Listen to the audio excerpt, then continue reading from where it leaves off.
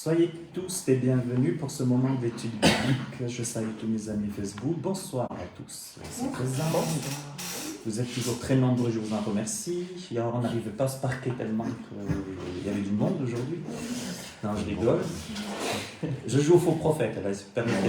Alors, nous allons aujourd'hui parler d'un thème que j'ai partagé d'ailleurs sur les réseaux sociaux, sur mon site internet. Nous allons parler d'une confession qui a mis Jésus, mais dans l'étonnement. Jésus a été étonné par une confession. Nous lisons dans Matthieu, chapitre 8, verset 5. Comme Jésus entrait dans Capernaum, Capernaum était sa ville, en fait, on va le voir, un centenier l'aborda, le priant, et disant, « Seigneur, mon serviteur est couché à la maison, atteint de paralysie et souffrant beaucoup. » Jésus lui dit, « J'irai et je le guérirai. » Le centenier répondit, « Seigneur, je ne suis pas digne que tu entres sous mon toit, mais dis seulement un mot et mon serviteur sera guéri. Car moi qui suis soumis à des supérieurs, j'ai des soldats sous mes ordres, et je dis à l'un va, et il va. À l'autre, viens, et il vient. Et à mon serviteur, fais cela, et il le fait. » Après l'avoir entendu, Jésus fut dans l'étonnement. Bon, il y a de quoi être étonné. Hein? Jésus fut dans l'étonnement, et il dit à ceux qui le suivaient, « Je vous le dis en vérité, même en Israël, je n'ai pas trouvé une aussi grande foi.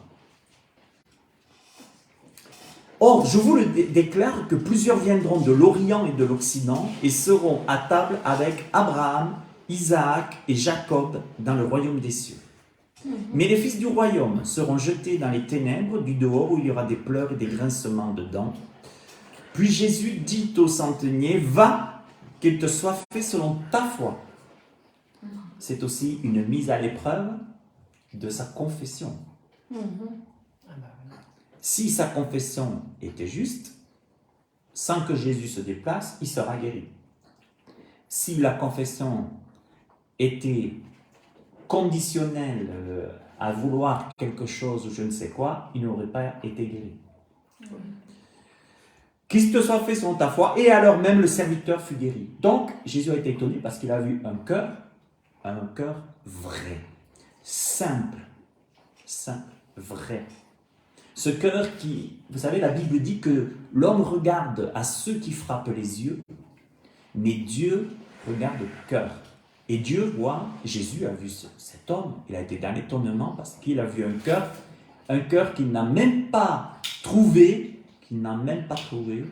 parmi son peuple, en Israël. Même pas trouvé en Israël.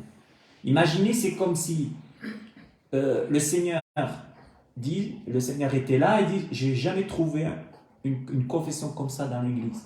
Et puis il y a quelqu'un qui vient et qui dit ça, et puis paf, le serviteur est guéri. Et c'est pour ça que, c'est ça que j'aime bien avec le Seigneur, c'est que le Seigneur ne s'arrête pas à dire, bon, la religion, ceci, cela. Lui, Dieu regarde au cœur, et Jésus a été touché par le cœur de cet homme.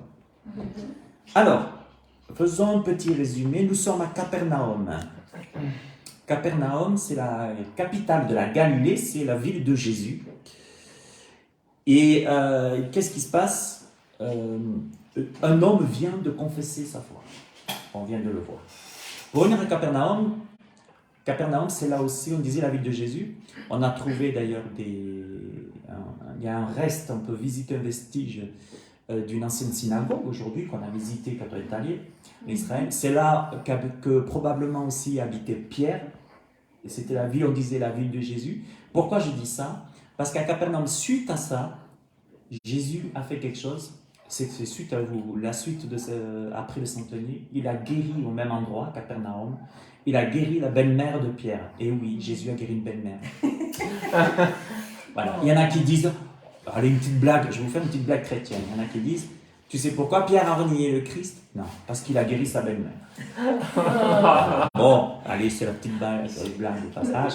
Mais c'est à Capernaum, qui est un très joli... On voit aujourd'hui, il y a des ruines, mais en tout cas, on pense que Jésus était vraiment... Jésus, il a bien dit qu'il n'avait pas de lieu pour poser sa tête. Jésus allait partout pour sa mission, mais il allait tout particulièrement plus, on le voyait plus avec Pierre aussi, donc à Capernaum, c'était sa ville. Et ce qu'il faut sortir de ce témoignage, de cette confession qui a touché le cœur du Seigneur, parce qu'on aimerait bien toucher le cœur du Seigneur. On aimerait que Jésus soit étonné de nous, de notre confession, qui amène des résultats. Parce que vous savez, aujourd'hui, il y en a qui cherchent à apprendre comment on guérit des malades. Vous savez, le centenier, l'histoire du centenier nous montre une chose. Il n'y a pas de méthode magique pour guérir des malades. Ce centenier, on le verra, il n'était pas juif déjà, et c'était un occupant romain, donc déjà, vous voyez, il n'était pas juif. Et voilà que paf, Jésus guérit à distance son employé, son serviteur.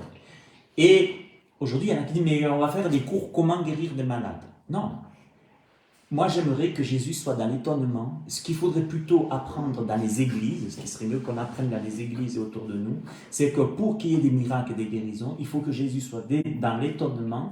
Et pour que Jésus soit dans l'étonnement, il faut qu'il y ait des cœurs qui mettent Jésus dans l'étonnement. Parce que les méthodes magiques, les méthodes miracles, les choses comme ça, ou alors il faut aller à Mulhouse, ou alors il faut aller à je ne sais pas où, pour aller avoir des miracles, le centenier, lui, il n'a rien de tout ça. Il a un cœur que le Seigneur admire. Et rien que pour ça, en plus, rien que ce cœur que le Seigneur admire fait guérir quelqu'un, en plus, qui n'est peut-être pas forcément croyant. Vous savez, des fois on me dit, ouais, on va prier pour que les gens soient guéris. Mais est-ce que déjà notre cœur peut faire que le Seigneur guérisse même des gens qui ne sont pas là? Ça, c'est une bonne question aussi qu'on peut se poser. Vous êtes d'accord? Oui. Bon, ça veut dire que je peux prier pour quelqu'un, mais Dieu va regarder mon cœur aussi. Alors, moi, ce que j'aime chez cet homme, et pour moi, c'est un modèle chez cet officier, c'est sa confession et son humilité. Il y a la confession, mais il y a l'humilité. Parce qu'il va dire au Seigneur, non, viens pas chez moi, attends. Moi, je ne suis pas digne que tu viennes chez moi. Ça veut dire que je ne suis pas juif, je suis occupant. Moi, en plus, regardez quand même quelle humilité a ce centenier, parce qu'un centenier dirigeait entre 50 et 100 personnes. Donc, imaginez quand même quelle humilité de quelqu'un c'est comme quelqu'un qui dirige une entreprise, il y a 50, 100, puis qui va dire au Seigneur, Seigneur, viens pas, non, je ne suis pas digne que tu viennes chez moi. Quelle humilité! Quelle humilité. En général, les patrons d'entreprise, ou en général, un officier romain aurait pu dire ouais, écoute, c'est normal que je te l'ordonne au nom de César, je ne sais pas qui, guéri. Ben, il y aurait rien eu. Moi, ce que j'aime chez cet homme, c'est vraiment c'est cette confession qu'il a, la confession associée à l'humilité. Et pour vivre des miracles, pour avoir des miracles et pour étonner le cœur de Jésus, il faut les deux. Il faut la confession, il faut l'humilité. Jésus a bien dit que celui qui s'abaisse sera élevé. Et celui qui s'élève, il sera abaissé. Donc c'est très important, mes amis, qu'on comprenne que pour que Jésus soit dans l'étonnement pour voir des miracles, comme ce centenier, il faut que Jésus voit, il y a ces deux choses. Il y a l'humilité et la confession. Si mon peuple, sur qui est invoqué mon nom, s'humilie, prie, cherche ma face, je l'exaucerai. C'est tout. Ouais, quelque part, c'est pas compliqué. Ce qui est le plus compliqué, c'est de s'humilier. Ce qui est le plus... En fait, vous savez, les paroles de Jésus n'étaient pas compliquées, c'est nous qui sommes compliqués. Vous savez, la première charogne de gamin, c'est nous. D'accord? Et en fait, comment régler des problèmes de couple, comment régler des problèmes d'entreprise, comment régler de l'humilité. Bien souvent, de l'humilité, on gagne du temps. Alors, attention, je vais bien dire. L'humilité, ce n'est pas d'accepter l'inacceptable. L'humilité, ce n'est pas de dire oui quand le Seigneur dit non, et de dire non quand le Seigneur dit oui. L'humilité, ce n'est pas de dire, bon allez, pour faire plaisir, je vais... Non, non, c'est pas ça l'humilité. L'humilité, c'est quoi? C'est de manifester une attitude de reconnaître, je me suis trompé, je me suis trompé. Imaginez si tout le monde disait, écoute, c'est de dire, écoute, je reconnais que ce que j'ai fait, je m'humilie. Seigneur, c'est comme s'humilier devant la croix pour la nouvelle naissance. C'est quoi? La nouvelle naissance, Jésus a dit, si un homme né d'eau et d'esprit ne pourra pas rentrer dans le royaume des cieux. C'est quoi l'humilité? L'humilité, c'est de venir à la croix et de dire quoi? De dire, Seigneur, je me suis planté. Je suis né dans le péché, comme tout le monde. J'ai commis des actions. Je ne suis pas digne, Seigneur, même que tu rentres chez moi.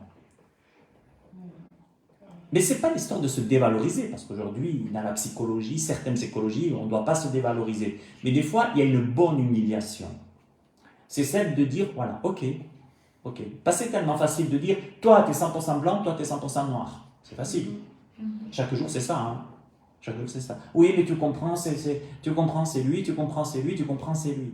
Puis le jour où on sera devant le Seigneur, ok, d'accord, c'était lui, c'est vrai, c'était lui, c'était elle, ok. Mais maintenant, toi, moi, rien faire, Seigneur, moi, tout blanc. Rien faire, ma Seigneur, moi, parfait, sans tâche, sans péché. Vous voyez, ce que j'aime chez cet homme, il va vivre un miracle, enfin, son employé, il va vivre un miracle, pourquoi? Cet homme avait deux choses qu'il ne pouvait faire que Jésus. Jésus allait agir, c'est l'humilité. La confession, l'humilité, la confession. Et je vois que beaucoup de personnes ne reçoivent pas le baptême du Saint-Esprit parce qu'ils n'ont jamais connu la nouvelle naissance par l'humilité, vraiment par le côté de la croix. S'il n'y a pas de croix, il ne peut pas y avoir de baptême du Saint-Esprit. C'est impossible. Impossible. Il faut, si je ne passe pas par la croix, premièrement par la repentance, s'humilier. On ne peut pas dire, ouais, je suis chrétien sans être passé de s'être humilié au pied de la croix. C'est impossible. Beaucoup de gens disent, je suis chrétien. Ils ne sont jamais passés par la confession, jamais passés par la repentance, pas devant les hommes, hein, devant Dieu. Hein. Alors il y en a, oui, se faire baptiser, ce n'est pas un problème. Si on me dit que être chrétien me fera gagner au loto, ce n'est pas un problème. Si on me dit qu'être un chrétien me fera trouver un mariage, me fera trouver un emploi, me donnera du succès, pas de souci, j'adhère. Mais attends, j'ai un message pour toi. C'est le même message que l'apôtre Pierre. Le message du Christ, c'est quoi le message de l'Évangile? Repentez-vous. Quel était le premier message du Christ lui-même? Convertissez-vous. Premier message des apôtres, l'apôtre Pierre. Naissance de l'Église, premier message, repentez-vous. Repentez-vous. Parce que repentez-vous. Sortez de cette génération perverse, méchante et adultère. Ça veut dire, n'allez pas vous asseoir, psaume 1. Ne restez pas là. Alors, il faut bien comprendre. Quand l'apôtre Pierre dit ça, sinon tu ne vis pas, tu restes chez toi et tu t'enfermes et tu ne sors plus. Il faut comprendre aussi les choses. Quand l'apôtre Pierre dira, sortez de cette génération perverse, méchante et adultère, ça veut dire ne vous asseyez pas. C'est une question de ne pas rester dans un endroit fixe. Il faut en sortir. Vous voyez, par exemple, je vous explique. Quand il est dit heureux, au psaume 1, qu'il ne faut pas s'asseoir sur le banc des moqueurs. Je vous explique, en fait, ce n'est pas l'histoire de ne pas s'asseoir. Je vous explique dans le sens de s'asseoir. Vous marchez, il y a des bancs, vous êtes dans un parc. Vous marchez, vous continuez, vous voyez un banc. Il y a un banc, puis il y a des moqueurs. Bon, à la rigueur, vous vous dites, moi j'aimerais bien aller les évangéliser, leur parler du Seigneur. Voilà. Vous allez vous asseoir, ce qui est juste, avec eux. D'accord? Et à un moment donné, ils vont dire, ouais, ton Dieu, ton Jésus, ils vont se moquer, Jésus va dire, ne reste pas là. Ne reste pas assis. Ça ne sert à rien. Et nous, bien souvent, on croit que pour l'évangélisation, il faut qu'il reste longtemps avec des moqueurs. Non. Jésus, il a été clair. Croyez-moi, il y a assez de boulot, il y a assez de gens qui ont besoin d'entendre pour pas qu'on reste en compagnie des moqueurs. Ça veut dire que je veux bien m'asseoir à côté de quelqu'un, c'est mon prochain, pas de souci. Je vais lui parler du Seigneur, pas de souci. S'il me dit qu'il se moque, c'est une histoire de quoi? Parce que ce que Dieu sait dans tout ça, je vous explique aussi pourquoi vous devez faire ça. Parce que si vous restez en compagnie des moqueurs, à un moment donné, c'est vous qui risquez à un moment donné de devenir moqueur. Vous savez, c'est tellement vite fait. Et la Bible le dit. Hein? La Bible dit, c'est tellement vite fait de faire attention parce qu'un peu de levain, a dit Paul, peut faire lever toute la pâte. Un peu de levain peut faire lever toute la pâte. Ça veut dire que les moqueurs, ok, je veux bien m'asseoir, mais à un moment donné, je pars. Parce que c'est dangereux. Déjà parce que Jésus dit, il y a du boulot pour toi, il y a du taf ailleurs. Et deuxièmement, si tu y restes, tu risques ta vie, tu risques ta santé, tu risques ta famille, tu risques ton boulot, tu risques grave. Et nous, on nous a fait croire, et ça c'est faux, c'est vraiment faux, et on fait croire dans certaines églises et autres, dans certaines religions, on nous fait croire qu'il faut continuer à rester avec des moqueurs, qu'il faut continuer à les aimer, à vider notre porte-monnaie, il faut continuer. Non, jamais la Bible dit ça. Et vous risquez gros, vous allez vous faire plumer, vous allez vous faire même, il faut les faux prophètes, même ne pas rester forcément en compagnie, pas forcément, mais ne restez pas en compagnie des faux prophètes, des faux ouins, des faux chrétiens. À un moment donné, ça risque gros, ça va risquer gros. Vous allez vous faire embarquer. Combien de gens se sont fait embarquer dans des fausses doctrines parce qu'ils se sont assis? On leur a dit non, mais moi j'ai une autre doctrine pour toi. Et paf, trop resté longtemps, cacahuète. Et après, ça retombe sur le Seigneur parce qu'il n'a rien fait pour nous, mais on était mis en garde. Exactement. Et vous savez, Jésus, je le dis souvent, était beaucoup plus dur que ce qu'on le pense, nous, quand on le fait en se comme ça. Ouais, hein. Puis tout à l'heure, t'en as des chrétiens, ils font comme ça aussi. Non. Jésus, il savait renverser des tables. Hein. Jésus savait aussi dire aux prêtres, aux religieux, j'ai une mauvaise nouvelle pour vous. Vous n'allez pas rentrer dans le royaume des cieux. Ça veut dire, vous, chorizo, grillade. Et vous n'y entrez pas parce que... Et vous empêchez les autres d'y entrer par votre message. Oh, mais quand même... Vous savez, j'imagine le bon petit Suisse. Mais il faut comprendre quand même. Mais Jésus, il n'y a rien à comprendre. Toi, le prêtre, chorizo, terminé, c'est tout. Tu comprends si tu ne te repens pas. Non, si tu ne te repens pas, c'est comme ça. Non, mais c'est quand même une autre image des choses que de ce qu'on peut se faire. On continue. Donc, un homme qui confesse son humilité, paf, Jésus va mettre Jésus dans l'étonnement, guérison, à distance, paf. Et j'aimerais aussi dire que beaucoup de gens se sont fait avoir par des fausses confessions, de la fausse humilité. Et c'est la technique satanique la plus répandue qui marche. Je répète, la technique satanique la plus répandue, destructive dans les églises déjà, c'est la fausse humilité. Jésus a associé ça à l'hypocrisie. D'accord? C'est la fausse confession. Oh, alors dis donc, je peux me marier avec lui quand je vois, il est vraiment converti, il a fait une super confession. Mais tu vas te faire rouler dans la farine que tu vas bien la sentir, celle-là.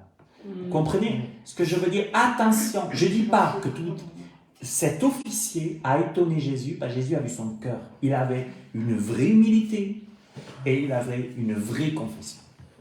Il y en a qui vont venir vers vous.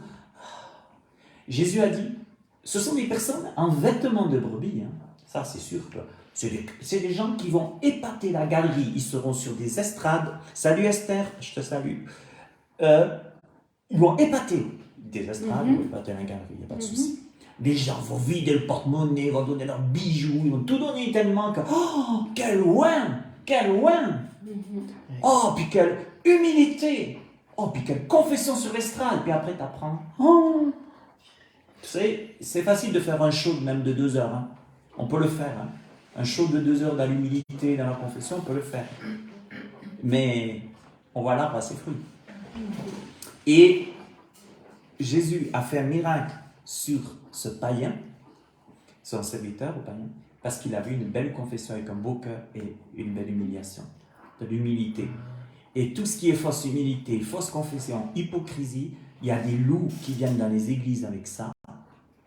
Et Satan, croyez-moi que Satan, il peut faire des miracles, il n'en a aucun souci avec ça.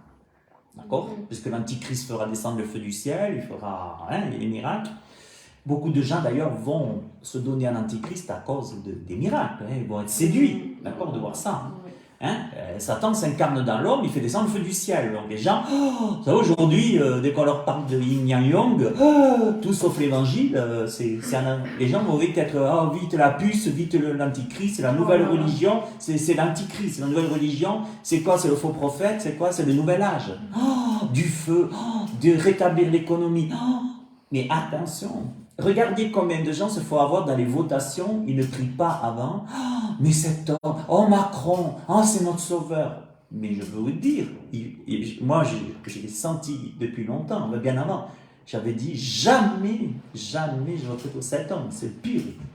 Mais alors il vient sous une apparence de brebis, une apparence de confession, d'humilité, et après, paf, terminé. Une fois qu'il est voté, il est voté. Et c'est la merde partout. Pareil pour l'Union européenne, c'est la même chose. Parce que les gens, ils veulent quoi? Du succès, ils veulent de l'argent, etc. Alors, fausse humilité, fausse déclaration. Faisons-nous une tour. Babylone, faisons-nous une tour. Construisons. Donnons-nous un nom. Allons-y. Humilité. On est à votre service. Mon cul, on est à votre service. Vous êtes à notre service. Et c'est pour ça que je dis toujours, moi, je préfère une Europe au service des nations que nous au service de l'Europe. Voyez? Et c'est pour ça qu'on vit des temps durs et qui vont devenir encore plus durs et que l'Europe est jugée, de toute façon, elle est jugée. Jamais, l'Europe est vraiment jugée et on n'a pas fini. Parce que ça provoque la colère de Dieu. Attention aux fausses confessions, attention aux fausses aux fausses humilités. Et puis n'oubliez pas que Satan se déguise en ange de lumière lui-même. Donc ça veut dire que Satan, quand il vient, c'est pas « Salut, je suis Satan, je vais me bouffer, je viens te dire des conneries, je viens te griller. » Non. Satan, quand il vient, ah oui, mais je comprends, mais Dieu a-t-il vraiment dit? Puis, vous savez, il vient, il sait séduire. Attention, c'est un séducteur, Satan. Seigneur, donne-moi une femme. Satan, ouais, je t'en mets une, attends, bouge pas, j'ai entendu ta prière. Oh, mais quelle belle apparence! Puis même je l'amène à l'église. Oh, mais quelle belle confession qu'elle a fait à l'église. Elle croit en Jésus, tu te rends compte et tout. Et c'est pour ça que la Bible dit, priez. Que Dieu nous ouvre les yeux spirituels pour voir si on a affaire à de la vraie humilité et de la vraie confession pour ne pas se faire avoir. Et Jésus, il regardait dans le cœur de l'homme, il ne regardait pas aux apparences. Et nous, la première connerie qu'on fait, c'est de regarder aux apparences. Et ça, c'est déjà la première connerie qu'on fait. Je ne dis pas qu'il ne faut pas avoir ce qu'on a envie d'avoir. Si on aime une voiture rouge, on peut avoir une voiture rouge, c'est pas ça.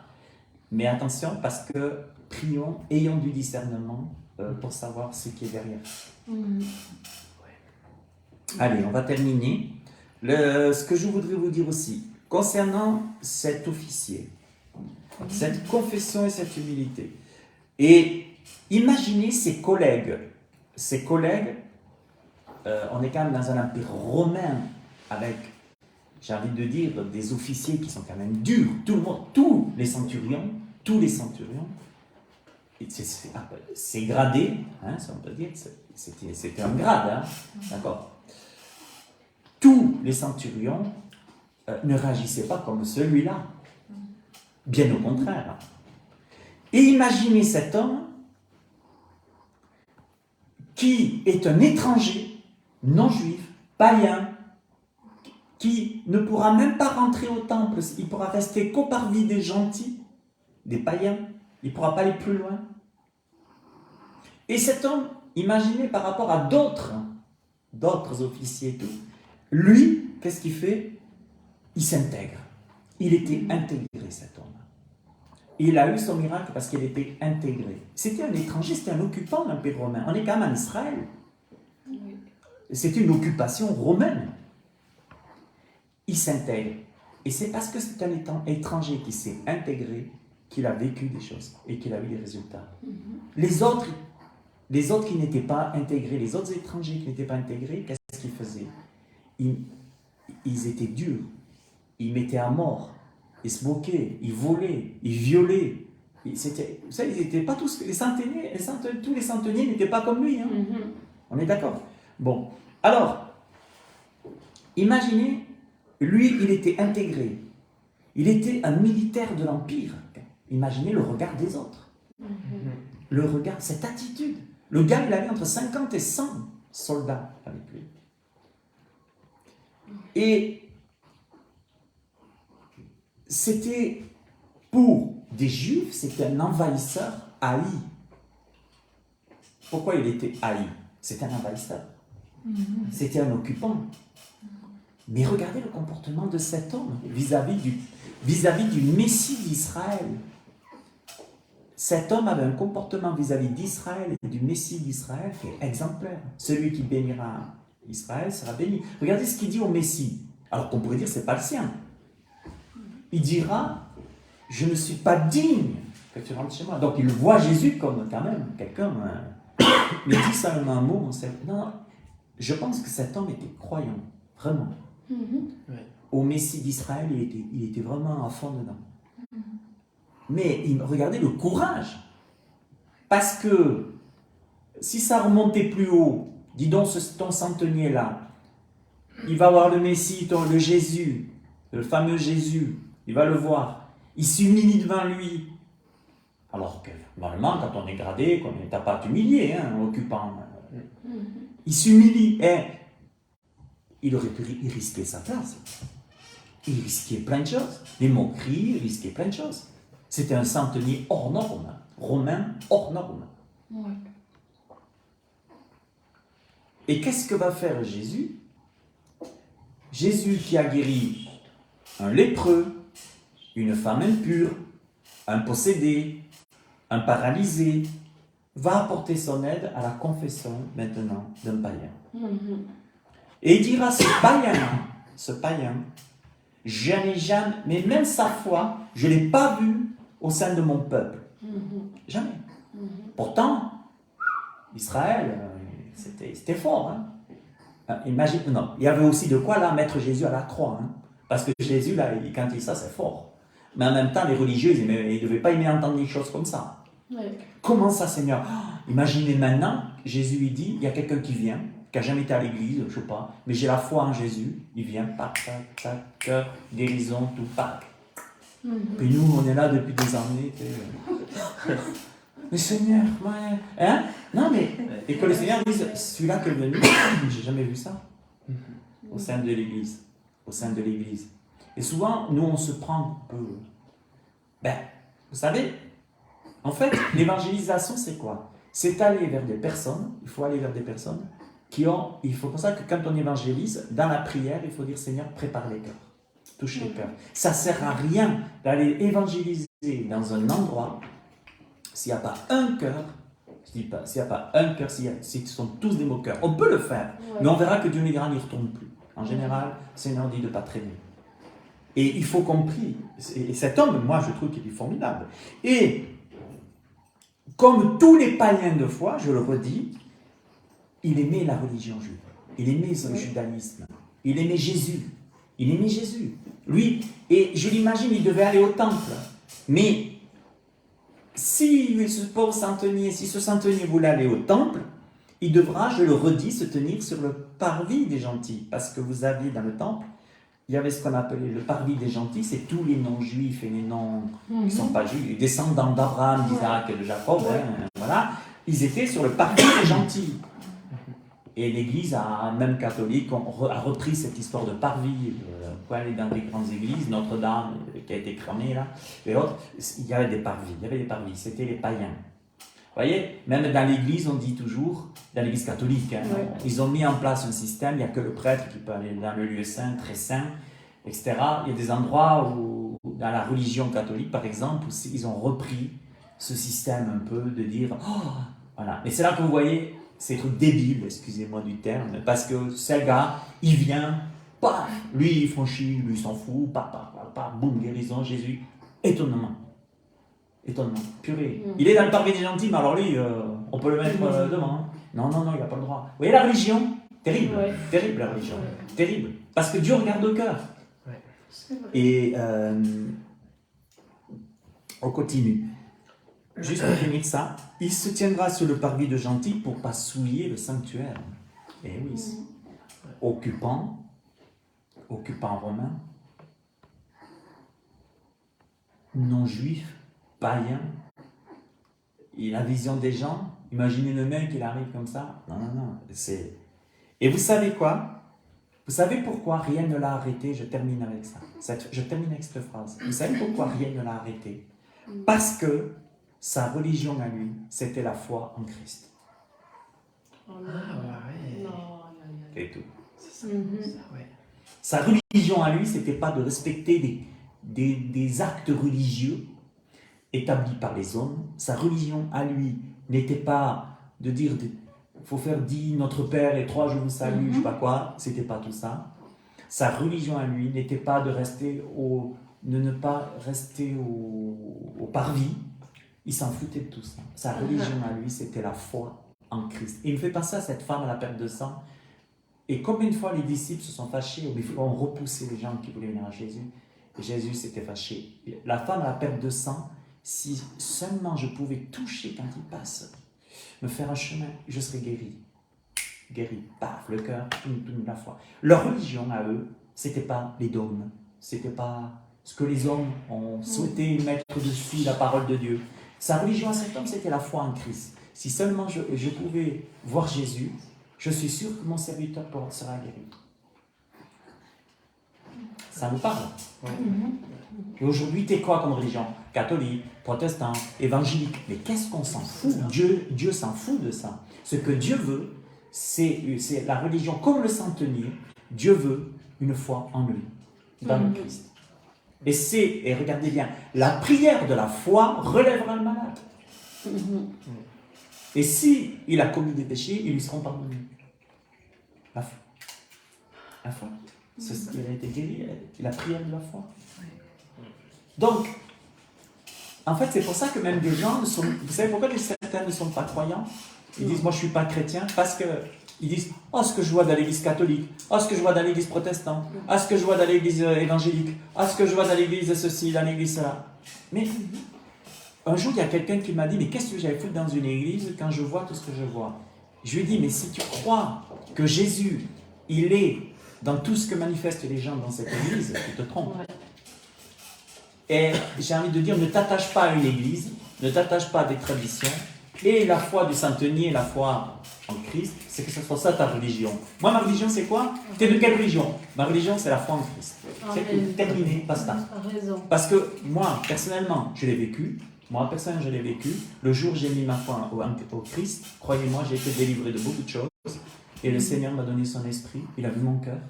Et moi, je vous dis une chose, c'est pas la religion là. Comme le centenier, c'est pas la religion.